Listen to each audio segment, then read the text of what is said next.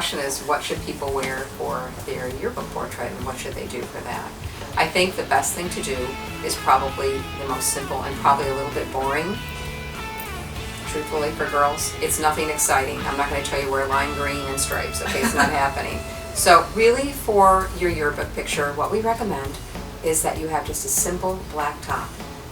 It could be a scoop neck, a V-neck, square neck, but just very, very simple. We always say please be thoughtful of the V-neck. You don't want to be low cut where you show any cleavage at all, because the yearbook picture is cropped about here, and if you have cleavage it's going to show up in the picture. So usually say if we're in a shoe, we'll hike that up if you have a little problem with it. But a black top is perfect.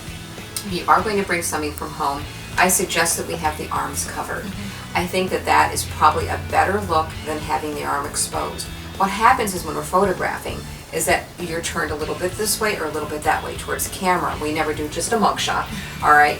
So what happens is when the arm is forward, it might become a teeny bit larger and it becomes in the forefront. So what happens is instead of seeing the face, the skin on the face first, you see the skin on the arm. So I say, girls, cover your arms. It brings more attention to the face, which I think is better. So that's possibly my suggestion on something you bring from home. The other thing is, which we love. Yes, we have the drape here at the studio. There's 2 sizes, and you've probably seen the drape a lot. Some schools require the drape, Yeah. and then something great is that some of the Williamsville kids have been wearing the drape a lot more lately, and it really is a nice clean. It's very beautiful. It is. It's classic. It's just so classic and gorgeous. Again, it's the off the shoulder with a little bit of a soft V. And what we'd like to see with that is, you know, you probably should have something on the neck for a necklace. It could be your cross. It could be a little heart. It could be a diamond. It could be your pearls, your mom's pearls, grandma's pearls. Again, whatever suits your taste is fine, but I would say a little something in the neck area would be great. So for your yearbook, again, let's talk about that. We have the drape, which is super simple. We have it here. You can just borrow it. We have 2 sizes, or something from home.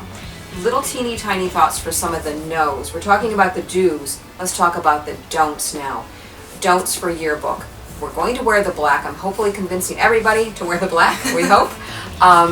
So we don't want to see buttons. Again, we really don't want any chance of a peekaboo going on here. We all know what that is. Hopefully you know what that is. We don't want to see necessarily ruffles, because what happens if you have long hair? It does not lay flat at all. It doesn't. Yeah. Also, if you have a collared shirt, I've never ever had one lay flat ever. They just don't.